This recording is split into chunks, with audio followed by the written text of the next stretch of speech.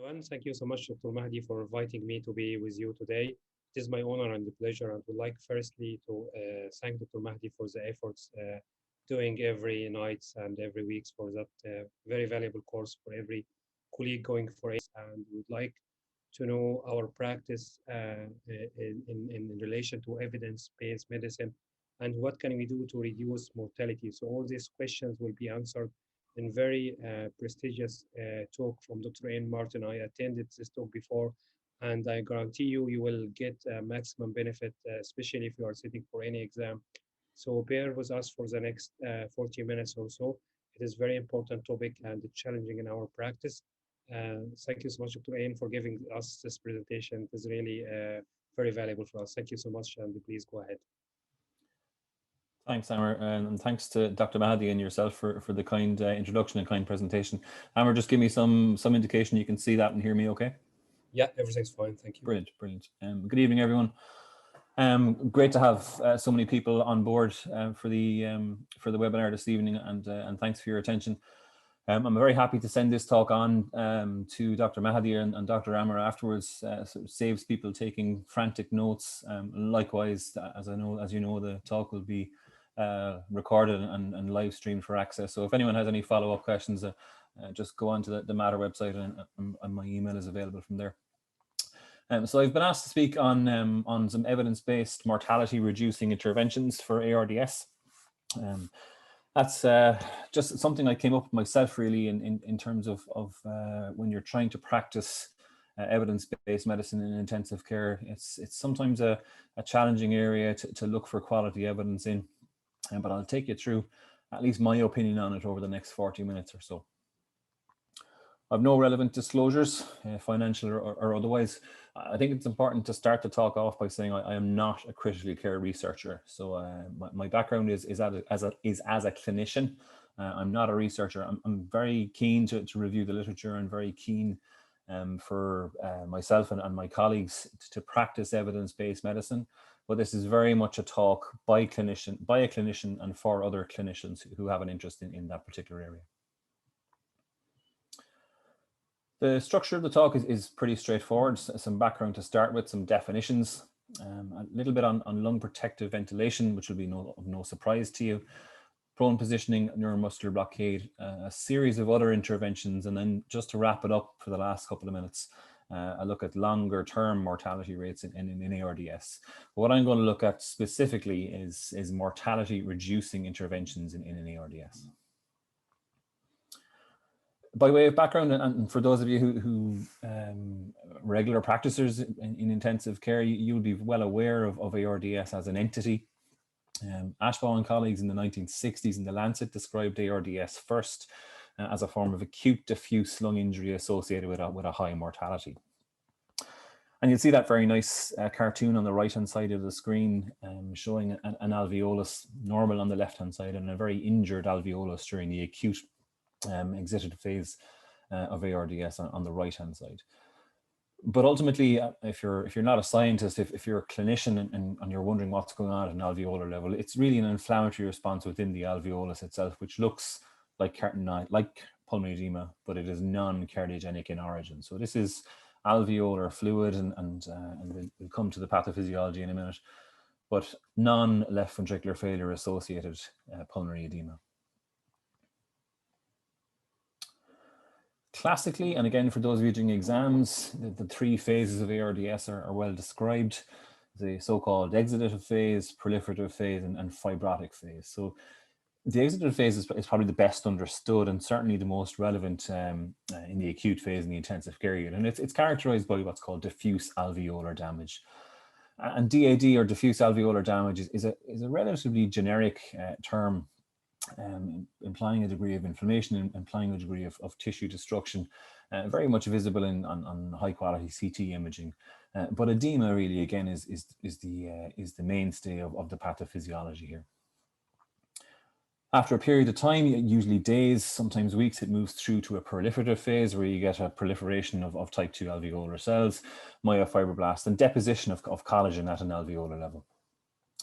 And then eventually, after sometimes weeks and sometimes a little bit longer, you get a fibrotic phase of ARDS where you get an obliteration of the normal lung architecture, cyst formation, and a lot of bronchiectasis and tissue destruction. And that very much becomes the irreversible phase of lung injury. Typically, particularly in the acute phase, you have an impairment of gas exchange, and that's generally because of your exudative infiltrate within the alveolus itself. And of course, once you get infiltrate into the alveolus, almost by definition, you get alveolar collapse, and then you get shunt. And shunt is again well known to all of you in intensive care, one of the commonest causes of hypoxemia in an intensive care unit, where you don't have adequate ventilation. You may have adequate perfusion, but you don't have adequate ventilation, thus a form of VQ mismatch.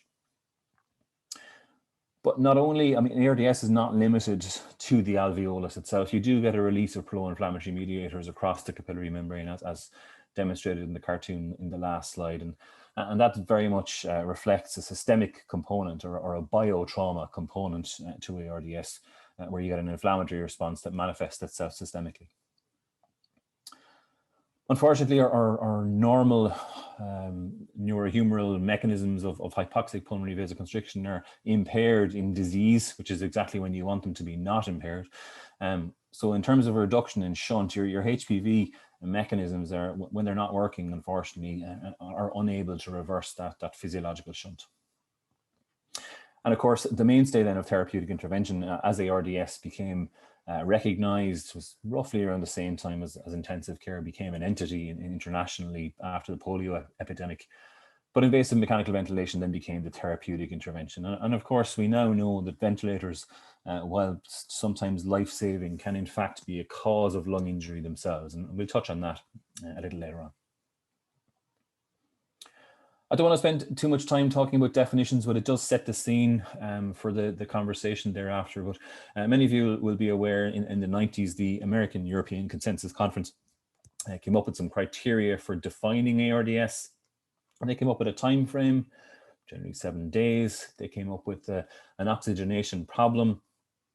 And of course, the ACC definitions included a lung injury spectrum, so including what we would now term as a mild ARDS, but also a moderate and severe form of ARDS, again, depending on how low or not your PF ratio was. You did have to have diffuse bilateral pulmonary infiltrates, particularly on a chest radiograph, and they had to be non-cardiogenic in origin. In other words, left ventricular preload or left ventricular filling pressures should not be high. And just for historical context, that moved then to in the early 2010s, the European Society of Intensive Care Medicine evolved those definitions ever so slightly. Two main changes from the Berlin definitions compared to the ACC definitions. You could now use Ecmo to decide whether there was a cardiogenic component to your pulmonary edema or not. And also they used or they accounted for the use of PEEP, be it in mild or moderate or severe ARDS. And this was this was consistent with modern intensive care practice, whereby perhaps in the 90s people were a bit reluctant to use some PEEP to try and reduce shunt. Certainly by the time 2013 rolled around, the use of some, and I emphasize some PEEP, was very much accepted normal practice. So you see the Berlin definition of ARDS there. I won't read it. It should be known to most of you, but certainly the Berlin definitions teased out the PF ratios a little bit more specifically, but they very much tied it also to a mortality risk. And unsurprisingly, as you moved from mild to moderate severe ARDS, your mortality rates increased from the 20s to the 30s to the 40s. So there was quite a stepwise increase in mortality rates in ARDS, dependent on how severe the disease process was. And even today, almost 60 years after the initial evolution or the initial description, I guess, of ARDS, we're still not far off about 40% mortality rates for ARDS, despite modern intensive care practice, despite technological advancements, despite all sorts of evidence, pro and con in terms of various interventions. We've made very little dent into mortality for ARDS itself. So what's the burden of disease? So how many patients are we talking about? So about 10 to 15% of ICU patients meet ARDS criteria. And we know that from the Lung Safe study. John Laffey and colleagues published this about 5 or so years ago. And about a quarter of all ventilated ICU patients meet ARDS criteria. So we're notoriously bad as clinicians at recognizing ARDS, both, and this can be borne out in autopsy studies afterwards. And we're both bad at thinking people have ARDS who do not, and people who we don't think ARDS have ARDS and they do. So we're notoriously terrible at that diagnosis. And of course, the causes are multifactorial. So there are multiple causes of ARDS.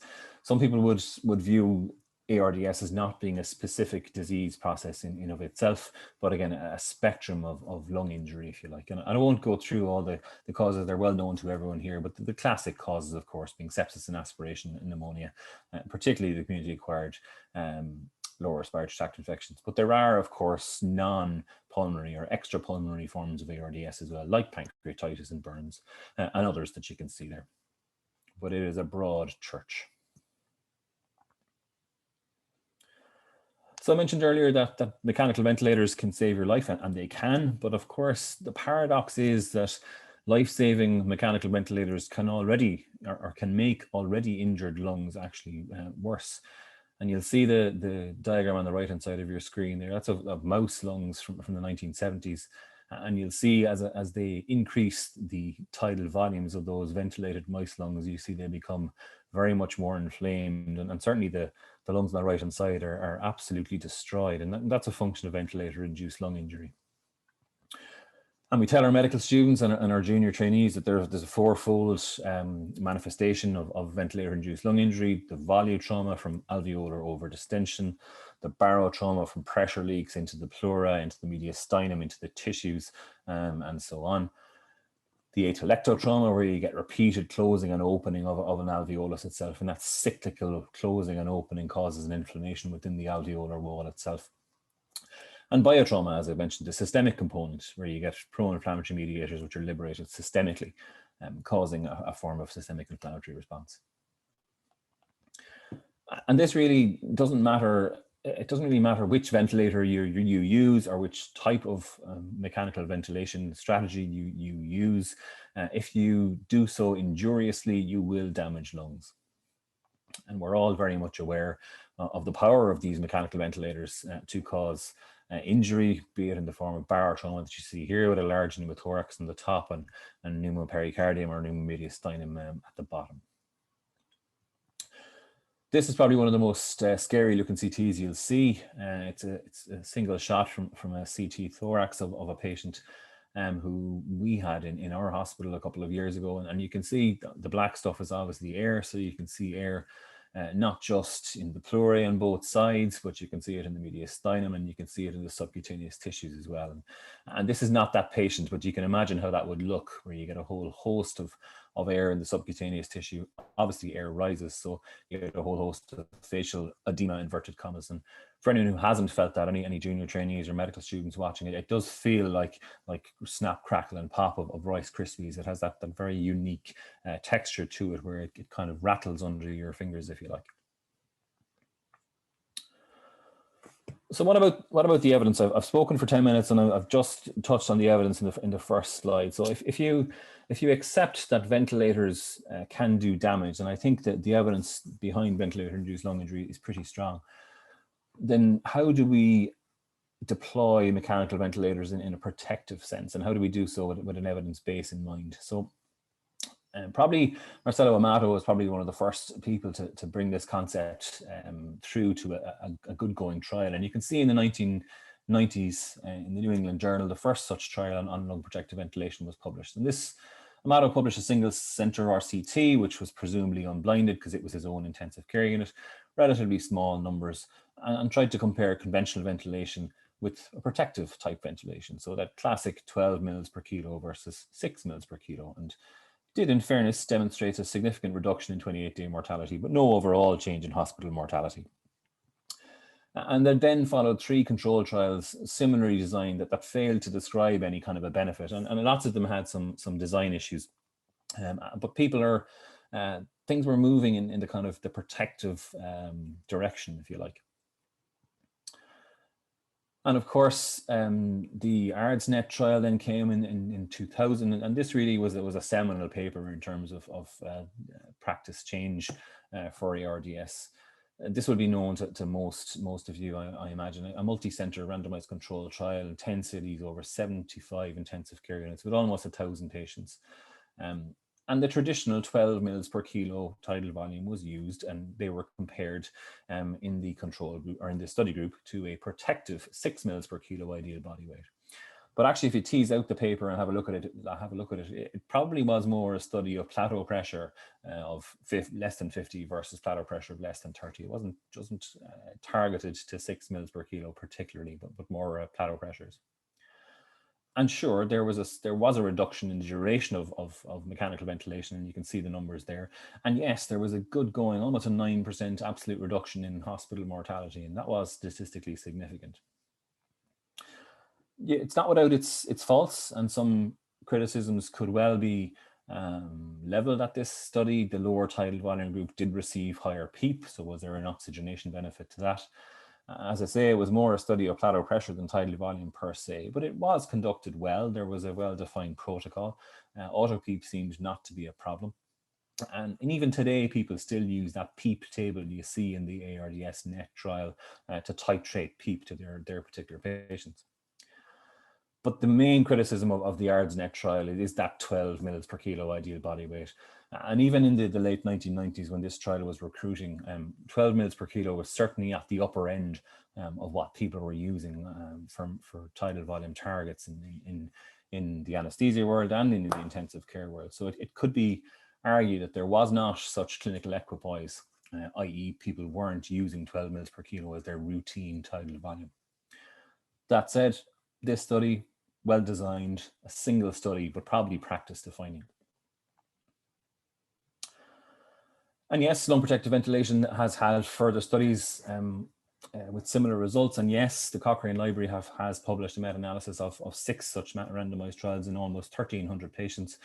And again, a similar reduction in 28-day mortality, a similar reduction in hospital mortality. And you can see relatively tight confidence intervals there with relative risks, approximately 0.75, 0.8, that kind of territory. So consistent messages in the literature with well-designed trials in the form of a unifying meta-analysis. But what about PEEP? And we all think oxygenation surely increase the FiO2 will increase the PEEP. And sure, the rationale for benefit for positive end expiratory pressure is that you're recruiting these alveoli. So alveoli that were not able to take part in gas exchange, you apply some positive pressure to them in expiration and you recruit them up. And thereby pathophysiologically, they're now being ventilated and they can reduce the degree of physiological shunt that's occurring. Likewise, they're not going to be closing and reopening. So that's cyclical atelectotrauma that we spoke about earlier on. You're reducing that to quite a degree, thereby again reducing the degree of injury within the alveolar wall itself. If you're going to use a bit more PEEP, again, would the pathophysiology suggest, and you could allow a lower inspired fraction of oxygen? So are you subjecting that patient to less harm from oxygen toxicity? Again, I don't think that's ever been borne out in the literature, but certainly it makes sense from a logical point of view. But what is optimal PEEP? And again, that's a big question, and I'm not sure anyone really has the answer to that. That's almost the panacea for intensive care PEEP practice. Just to rattle through some of the studies about PEEP. So the alveoli study from the early 2000s.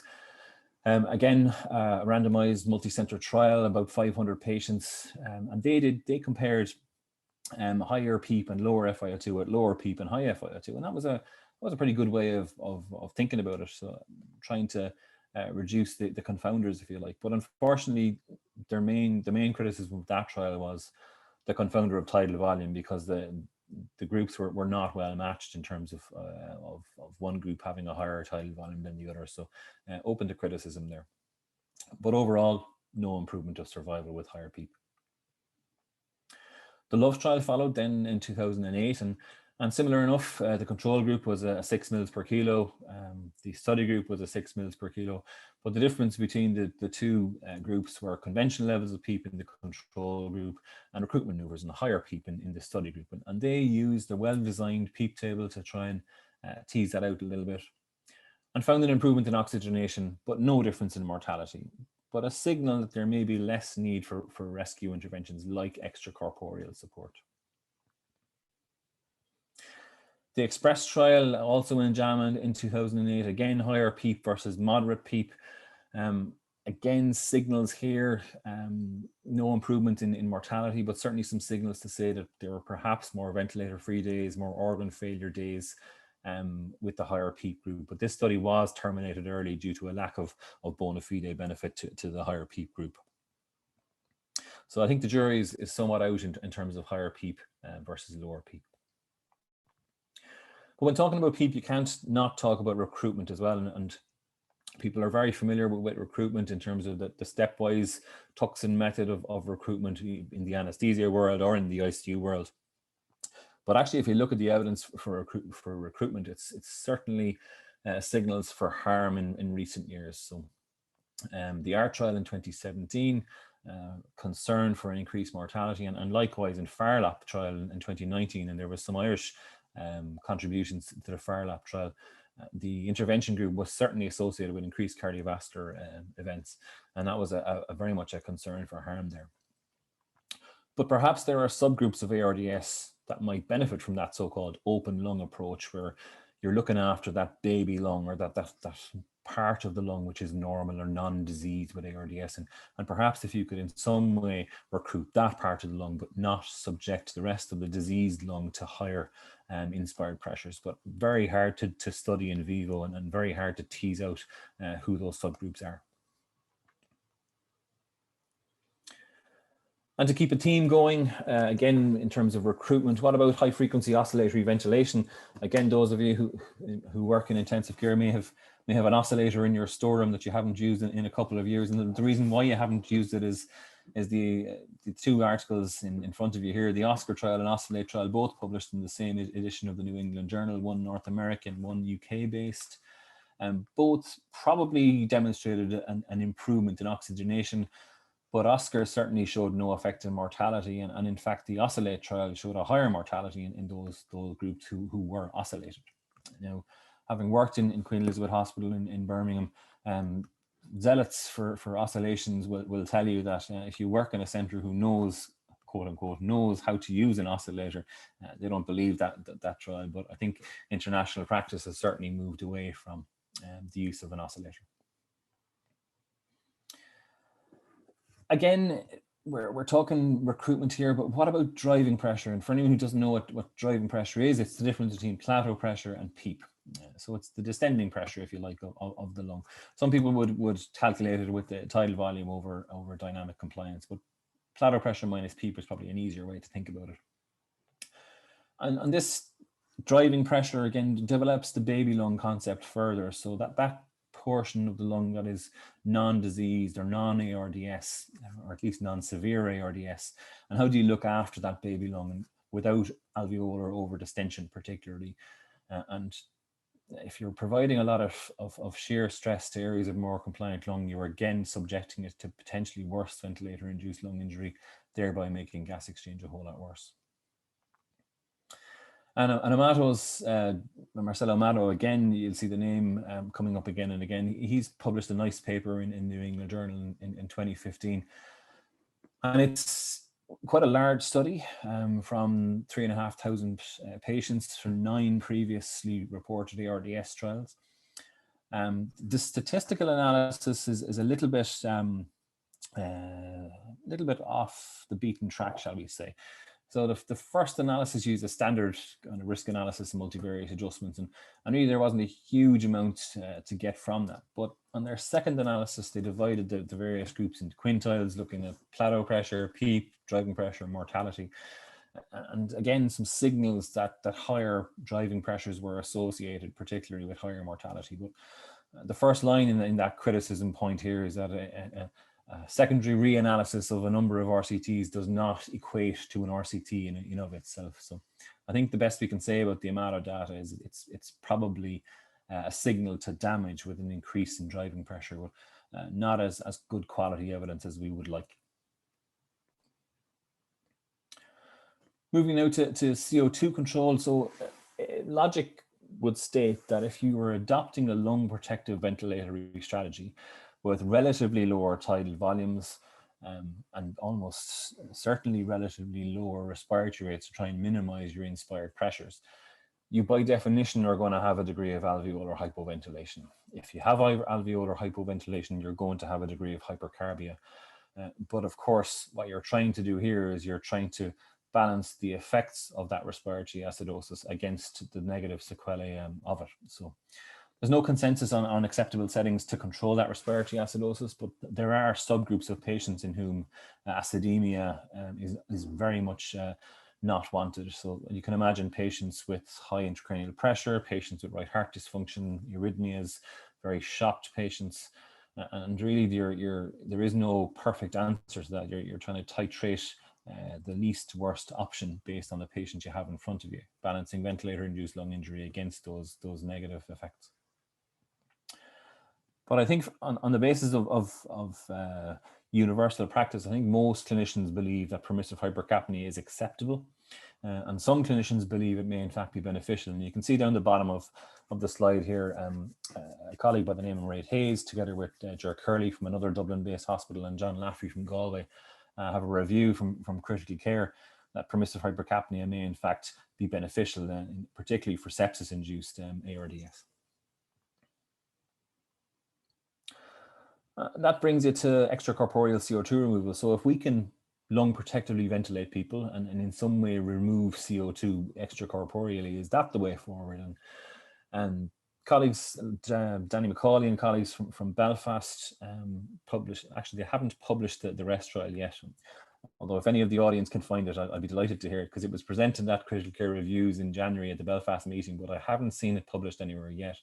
But the results are out there.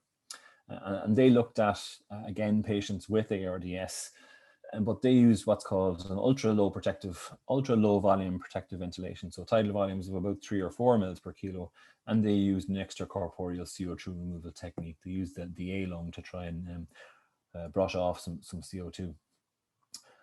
Their primary outcome was all-cause mortality at 90 days, and they had a number of secondary outcomes, but over 400 patients over 3.5 years, but their trial was stopped early due to futility and feasibility concerns. So at best, this is hypothesis generating. Rather worryingly, in the REST trial, there were 8, I think, intracranial hemorrhages in the study group and none in the control group. So as with every extracorporeal form of support, a degree of anticoagulation and a degree of platelet dysfunction is almost universal. And the sequelae of that was unfortunately catastrophic in 8 such patients. So you're balancing risks as ever. And what about lung protective ventilation in non-ARDS patients? So I think I hope I've established that ARDS is the real deal lung protective ventilation is the real deal in ARDS. But what about people with normal lungs? And then this is an area of evolving interest. So are healthy lungs also susceptible to ventilator-induced lung injury? Because as I said at the start, there are those who don't believe in ARDS at all and feel it's a man-made concept and that we're dealing with ventilator-induced lung injury as opposed to a disease entity in of itself. Just draw your attention to 2 trials, one in 2012 and one in 2013. The IMPROVE study is certainly the one that I was aware of first. And this was, again, a multi-center randomized controlled trial, this time involving colorectal surgery, abdominal surgery, particularly patients. And they had a composite outcome in terms of major pulmonary and non-pulmonary complications within 7 days, and a relative risk of 0.4 for those who used low tidal volume ventilation in abdominal surgery versus higher tidal volume ventilation in abdominal surgery. And this is backed up by the JAMA paper from 2012, and this is more a meta-analysis than anything else, where again, in relatively tight confidence intervals, the degree of lung injury was less and the degree of mortality was less in a group of patients without ARDS. The PREVENT trial from 2018, again published in JAMA. This is probably one of the more recent papers in a very well-designed randomized controlled trial in 6 Dutch intensive care units, comparing low and intermediate tidal volume ventilation in ICU patients who did not have ARDS. But no difference between the groups, some design elements that there was relatively small separation between them, so it may be a type 2 error, if you like, a false negative study. But I guess that this paper is probably going the other way. This paper probably suggests that higher tidal volume use may be safe in non-ARDS patients. But I think the jury is out, I think, in terms of the evidence base for that statement. For anyone who's joined late and or doesn't know what lung protective ventilation is, so I think on the basis of the evidence I've produced to you so far this evening, I think tidal volumes of 6 mils per kilo of ideal body weight are probably associated with a better outcome in terms of mortality. And I would urge you to pay particular attention to detail here. So we're notoriously bad at eyeballing our patients and saying, actually, this patient is 180 centimeters, so I'm going to apply 6 mils per kilo according to that formula. Get out the measuring tape, measure your patient's height. Height and gender are obviously the two criteria that you're going to use in terms of calculating ideal body weight. So a little bit of attention to detail helps. Keep your bladder pressures less than 30 centimeters of water. You probably should use a higher PEEP in moderate and severe ARDS in particular, rather than mild ARDS. Again, not a very strong statement that I can make in terms of the evidence base there, but probably some more PEEP is beneficial there. Again, probably a smaller driving pressure, so less than 16 centimeters of water driving pressure, more a signal than a really robust evidence-based statement. Probably permissive hypercapnia titrating to a pH over 7.25, and we should probably avoid recruitment or oscillation. So I appreciate I've put a lot of caveats into that, but the evidence is what the evidence is. So it's merely my interpretation of the evidence today. Overall, I think those criteria that I've just set out there for you, I think are a reasonable strategy in all ventilated patients, and they're backed up by most of the international guidelines. And if you're going to do these type of interventions, do them early, because the ventilator-induced lung injury, once it happens, it's hard to reverse. And as I say, the Cochrane group and various other meta-analyses have backed up all of the statements I've just made with varying degrees of confidence in the evidence. And I'm happy again to provide those references to the moderators afterwards if that's useful. I'm going to move to prone positioning, and prone positioning has really become ubiquitous since the start of the first wave pandemic in 2020, but it wasn't always thus, I guess, is my is the statement I'd make there. So very much ubiquitous in the neonatal world and a little bit less in the pediatric world for many years, but not practiced in terms of evidence, sorry, not practiced in terms of adult-based intensive care practice until more recently. So you'll see the rationale behind prone positioning very much for dependent airway space disease. You can see relatively baby lung, relatively normal lung in the non-dependent areas in this CT, these two CT films, but some very dense consolidative processes in both left-sided lungs particularly. And you can see, and again, I've put the table from up to date at the bottom of the screen there. You can see the physiological response to proning, and ultimately it comes down to an improvement in VQ matching. So are you matching your perfusion with your ventilation in a better way or a more efficient way in the prone positioning compared to in the supine position? For those of you who think cartoons work a little bit better, again, you can see that when the patient is on their front, that dorsal and ventral parts of the lung suddenly swap over, and the effects on your blood flow and the effects on ventilation are a bit better matched in the prone positioning. I've just put the contraindications to prone positioning up because I think they become more and more relative as time moves on.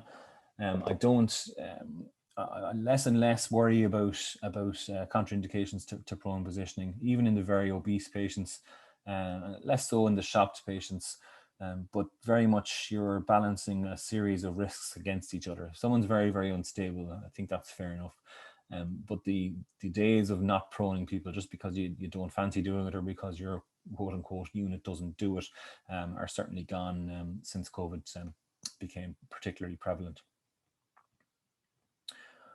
But I'm here to talk about the evidence. So what about the evidence? Again, in the early 2000s, Luciano Gattinoni, again, most known to most of you, came out with a prospective randomized control trial, about 300 patients, compared prone positioning with non-prone positioning. Probably this was the start of a discussion about dose of prone positioning. So these patients were only prone about 4 hours a day. It wasn't initiated early in the course of ARDS. The study was relatively short. There were a number of breaks in the study protocol. So this wasn't the best designed or best run trial in the world, but it did move on. And Gadanoni did a number of other studies, and indeed did a systematic review meta-analysis in 2010 of a number of randomized controlled trials of almost 2,000 patients. And they did look at a number of both primary and secondary outcomes, but again, very cautious in terms of the conclusions that they draw. But then came the ProSeva study. So down here you can see Claude Guérin and colleagues, a French intensivist. And Guérin published the ProSeva study in 2013, which was a multi-center randomized controlled trial of almost 500 patients, well matched. But in this study, these patients were prone for 16 hours versus not prone at all. They had a 28-day lower mortality group of 16% versus 32%. So just an extraordinary absolute risk reduction for a very benign intervention. Tight confidence intervals, and really impressive in terms of their outcome, almost too impressive. So people really teased through this paper quite critically to try and see, really, was this too good to be true? But if you look at the secondary outcomes, the 90-day mortality was lower prone positioning. There was a higher instance of cardiac arrest in the supine group because they were sicker, so they were not prone. But no difference in terms of ICU length of stay or other complications such as pneumothoraces, which I thought was quite interesting. And because of the early deployment of proning and the longer episodes of proning for almost 16 hours, again, the concept of dose was to the fore here. So were these patients receiving a good dose of proning, and that was the benefit rather than just a shorter dose that Gadanoni had failed to describe benefit in a few years ago. So ProSeva was followed by a number of meta-analyses, a number of other trials that confirmed similar benefits. But at best, I think the quality of evidence for those trials could be described as moderate. But actually, in ARDS research, moderate quality of evidence is pretty good. There is probably a performance bias element here. So these units were good at proning patients. They were used to it. They had experienced nursing staff. They knew to look out for various complications like unintended or accidental extubation or chest drain loss or catheter loss or the like. So these were units that were, particularly in ProSeva, that were well used to doing this type of intervention and did it very well. But what you might think of kind of subgroup analysis saying, what about prone positioning in conjunction with lung protective ventilation? Sure. Again, because of heterogeneity, hard to kind of draw very robust conclusions, but some signals that if you do things like prone positioning with lung protective ventilation, you get an additional benefit in terms of reduction of mortality. And likewise, if you did it associated with prone positioning with or without neuromuscular blockade, again, that's really not, there isn't a robust quality of evidence to answer that question. But in practice, an awful lot of us do neuromuscular blockade with our prone patients. And I'll come to that again in a little bit longer. For anyone looking for a review article or something quite nicely done, and I should thank my colleague Kieran Reddy, a very senior registrar with us in the Mater Hospital, and Kieran's recommended this article from Eric Schulten and colleagues. There's some nice cartoons about the benefits of prone positioning and goes through it in a very pragmatic and a very practical way. So keep an eye out for that. It's quite nice. I'm going to move in kind of in the last maybe 10 minutes or so just about neuromuscular blocking agents. I think we're all, particularly those from the anesthesia world, are well used to dealing with neuromuscular blocking agents. We're very familiar with them. In the intensive care world, their practice had been usually restricted to patients in whom were very resistant to sedation and analgesic regimes. But of course, they're not first-line interventions. They're paralyzing agents. They're not sedating or analgesic agents. And the theory being, for those who are severely hypoxemic and difficult to oxygenate by definition, and also difficult to ventilate, the use of neuromuscular blockade may be beneficial in a number of ways: reduction in oxygen consumption, reduction in work of breathing and resting muscle tone, but also the concept of ventilator desynchrony and also self-inflicted lung injury, where a patient who's in a spontaneous mode of ventilation can take tidal volumes that may in fact be injurious. And again, the jury's out as to whether that's a real clinical entity in of itself, but certainly you can take control of tidal volume quite easily when you deploy neuromuscular blocking agents. And the evidence here, again, probably less robust than in other interventions that I mentioned along the way.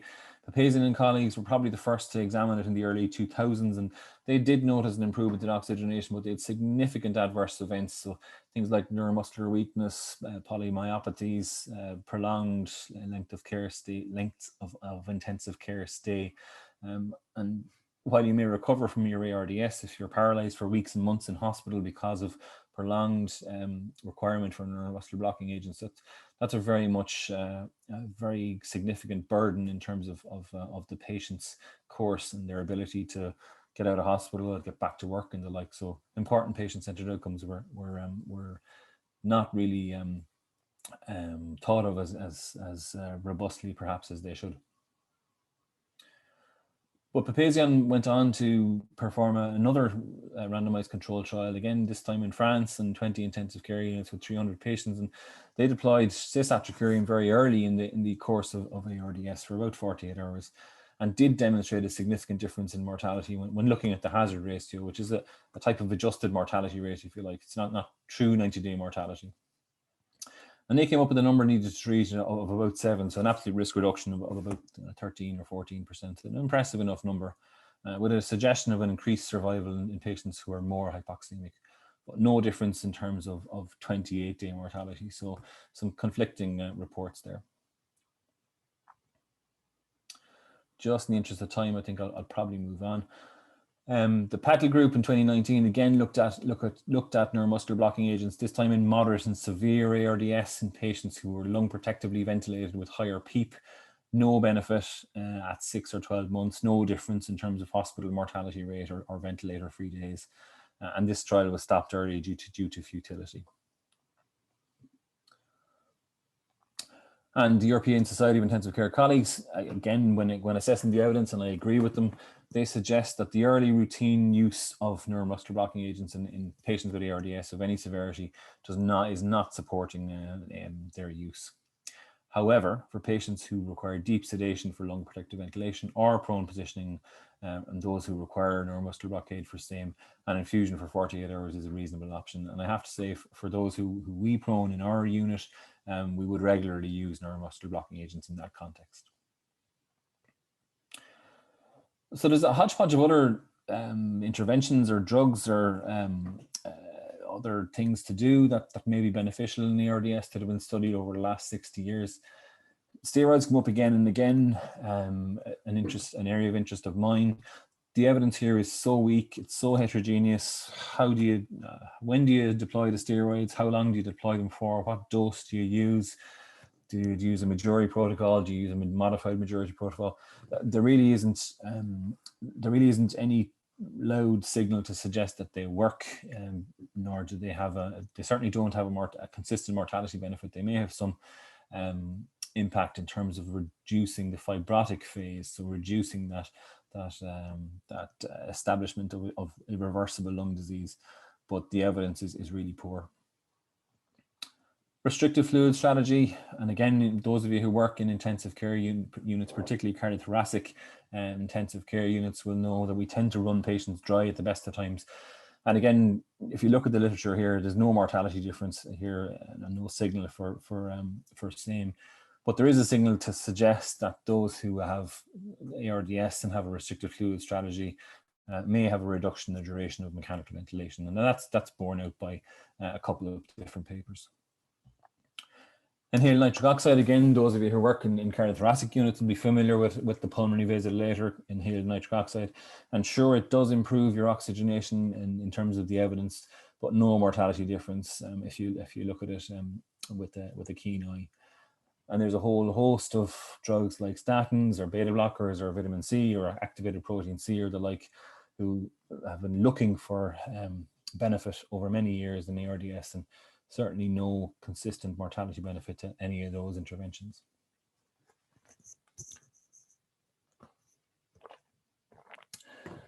So lastly, to speak about Ecmo, I work in an Ecmo centre, so I'm incapable of giving a talk, regardless of topic, without mentioning Ecmo at least once.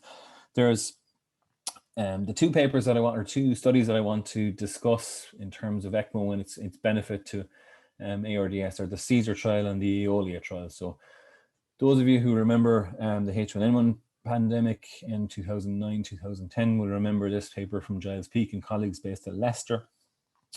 And the CAESAR trial really was not an Ecmo trial. The CAESAR trial was a transfer to severe acute pulmonary failure centre versus not trial. And sure enough, those who went to a severe acute pulmonary centre did better than those who did not go to said centre. But not all of those who went to Leicester received Ecmo. So it was kind of a proof of concept for a SARF centre trial rather than anything else. But Ecmo was part of that bundle. Aeolia, something not entirely dissimilar, but Aeolia, again, inconclusive for benefit of Ecmo in severe ARDS. Early Ecmo probably better than rescue Ecmo, but again, more a signal than a robust statement to make. And I think that's probably the strongest conclusion you can draw out of that. This is a snapshot from the ELSO group, so the Extracorporeal Life Support Organization group based in Ann Arbor in Michigan. And I'll just draw your attention to survival rates for pulmonary ECMO, respiratory ECMO, survival to discharge or transfer worldwide, with this registry of about 59%. So mortality rates roughly about 41% for adult respiratory ECMO. And yet in the last 18 months, the ELSO COVID registry describes mortality rates of about 38% for COVID patients who require ECMO. I have to say, talking to colleagues in other ECMO centres around Europe and around the world, I can't believe that figure. It's hard to believe that patients with COVID, with their longer runs, their more complicated runs, their different pathophysiology from or what we were used to date, it's hard to believe they have similar mortality. And I really probably wait about 12, maybe 24 months to see whether that registry changes in any way, because it's certainly not the signal that we've been getting, and not the signal that other colleagues around the world and other ECMO centres have been getting. So very lastly, mortality in ARDS. I've spoken at the start of mild, moderate, severe, and the fact that there's a stepwise increase in mortality rate dependent on whether your disease is mild, moderate, or severe. And if you look at the causes of death for patients with ARDS outside of intensive care, so outside of hospital, it provides some interesting reading. So if you get out of hospital after your ARDS run, there is about a 50% chance of you dying within 2 years thereafter. So over half of patients that survived hospital discharge following ARDS will have died within 2 years. I thought that was quite interesting, and they looked at some independent risk factors for death, particularly at 1 year, and older patients, sicker patients, patients who were not living at home before they came to hospital, and their hospital length of stay were very relevant. And you can see, again, some kind of signals here which would make sense, things like immunosuppressed states, metastatic cancer, hematological malignancy, and the like. Interestingly, factors that were not associated with 1 year outcome in hospital survivors were the ICU length of stay, were the severity of illness, and the number of organ failures you had. So despite being really sick and staying in ICU for quite a while, that was not suggestive of a poorer outcome in the long term. But I thought it was quite interesting that over half the burden of mortality for ARDS is due to factors that you had before you come into intensive care. So it's probably incumbent on us to when we are admitting these patients to have a look at the background medical history of these patients a little bit more carefully. So just to wrap it up in terms of summary, so there's a few factors influencing study outcome when you look at the evidence base for ARDS. And the main problem is the heterogeneity of ARDS etiology. So it's not a homogeneous disease. There are a number of different causes, and it affects different patients in different ways. What I mean by that is the amount of baby lung, or normal lung if you like, versus disease lung is variable in terms of size, in terms of degree of shunt, in terms of responsiveness to proning, and so on and so forth. And it's really hard to account for those types of factors when you're conducting a clinical trial. It is a dynamic disease requiring dynamic interventions and so-called individualized care. And that's particularly relevant when you're trying to pick a PEEP target for your patients. CT models are very useful, but not all of us have an intensive care unit next to a CT scanner. Luciano Gavinoni and colleagues do. But CT models are just radiological manifestations of disease. They're not clinical models. So be careful in drawing conclusions from radiological studies. So I've described to you 3 main interventions that have a mortality reducing effect in severe ARDS. They are lung protective ventilation done properly. They are prone positioning done properly. And neuromuscular blockade is a weaker statement now than it was a few years ago, but certainly they're the top 3 interventions for severe ARDS that make a difference and that have an evidence base behind them in terms of reducing mortality. As I've said, given the heterogeneity of ARDS, are there certain subtypes that are more treatment responsive to those interventions or other interventions? I think that's probably a fair statement. Hard to tease that out in terms of designing a clinical trial, but I think that's something to look at in the future. And of course, as ever in intensive care research, the question gets posed that should mortality be our main focus? Really, should we be looking at ICU survival or hospital survival as our main focus? Do our patients want to survive their hospital stay? Absolutely. But really, do they want to get back to their family? Do they want to get back to work? Do they want to get back to an independent form of living? I think those type of patient-centered outcomes are far more important than crude mortality rates. And with that, I'm going to say thank you very much. I'm very honored to speak to you this evening. I'm sorry if I've gone a little bit longer than planned, but it's a topic I'm passionate about. And Amr, if you're still there, I'm very happy to take any questions or comments that any of the group might have. Thank you so much, Dr. Rain. That has been really very comprehensive review for the literature and an excellent way of critical appraisal, and also with a huge, massive impact of self-experience. Every day I try to learn from you how to be concise and to the point and have clear message. Really, it's very nice presentation. Lots of questions. I think my colleague Feelings expert is here. So regarding the proning, Dr. Rain, is there any recommendation for the number of cycles, early versus late proning, or number of hours to judge about the patient is responding or not? Yeah, sure. So I think the messages for proning in terms of when to deploy it, I think early better than late. I think if you have some sense that this patient probably has a degree of dependent disease, get the proning in particularly early. The messages are probably along the lines of 16 to 18 hours out of a 24-hour cycle.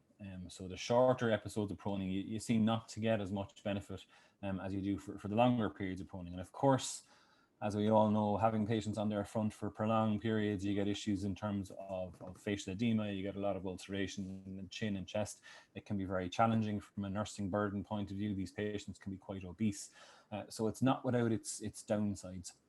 But certainly kind of the 16, 18 hours seems to be a recurring theme in the evidence. The other part of your question in terms of when to stop, I don't know the answer to that. I'd love if someone designed the trial to tell me when to stop patients being prone.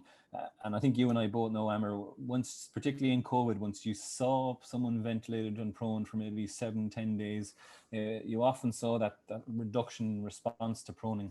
And I think once you start to see that diminution in response to proning, I think that's generally when we stopped doing it, because the risk of doing it probably wasn't worth the benefit. But I don't know the answer as to when we should stop proning these patients in outside of the lack of response. Yeah. I was honored to be in the matter in the last 6 months, as my colleagues, they don't know.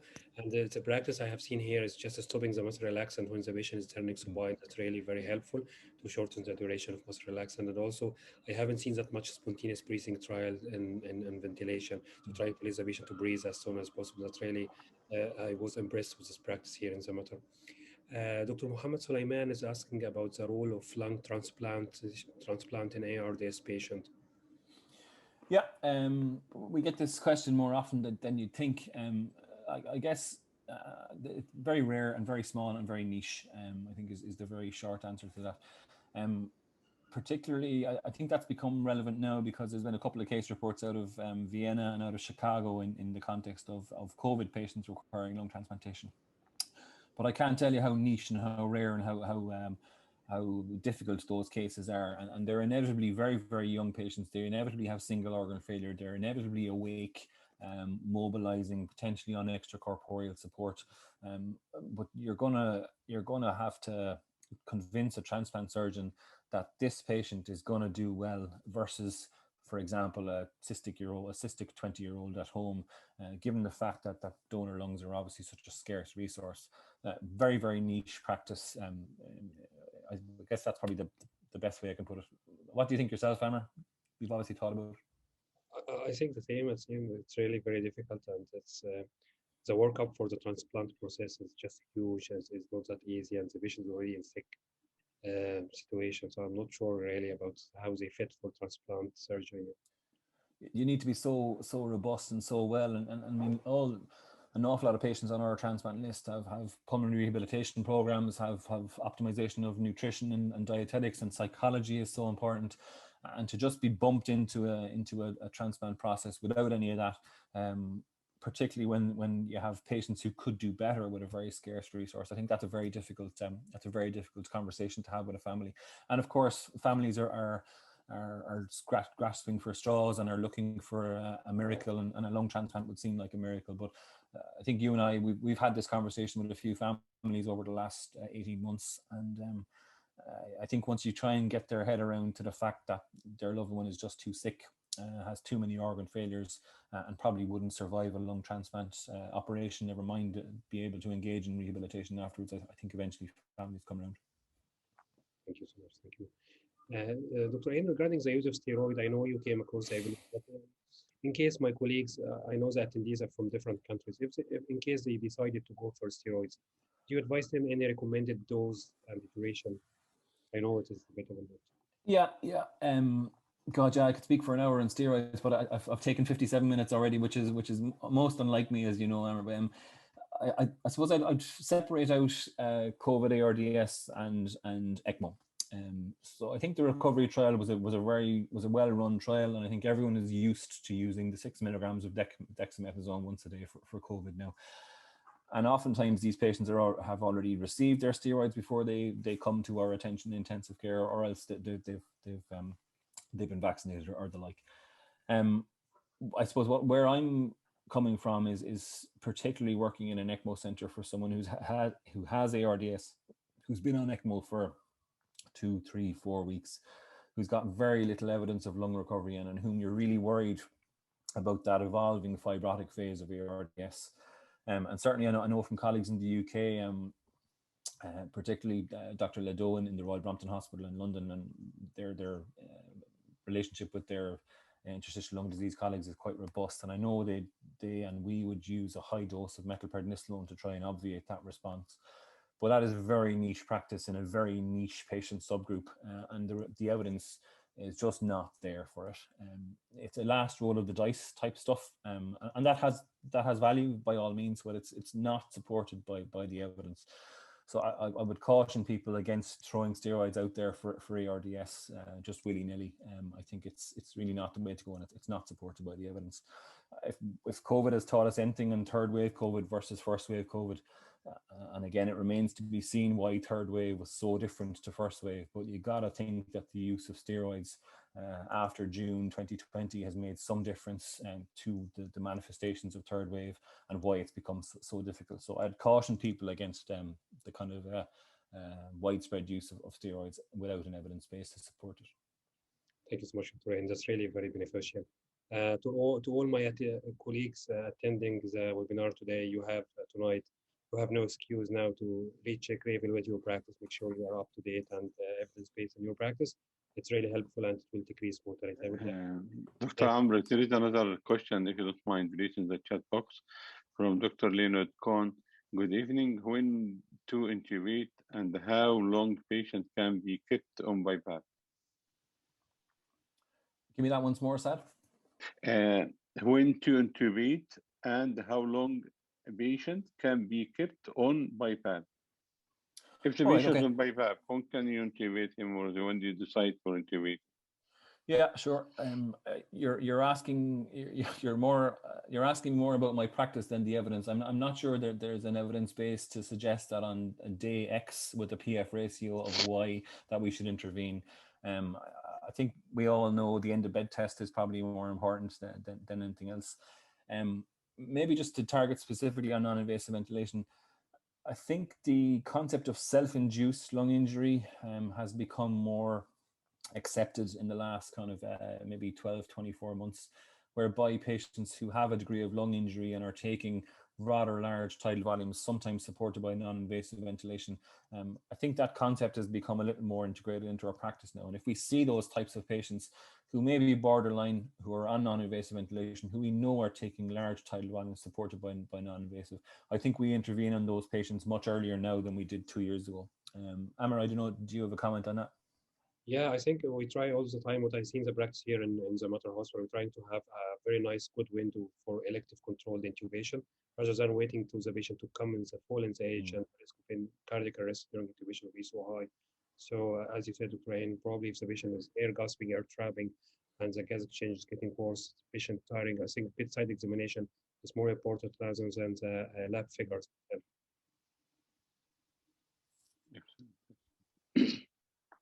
There is another question here, Dr. Sorry, the last one. I know we are far behind the time. It's about head turning and pressure sores. Is there any evidence for having head turning every 2 to 3 hours?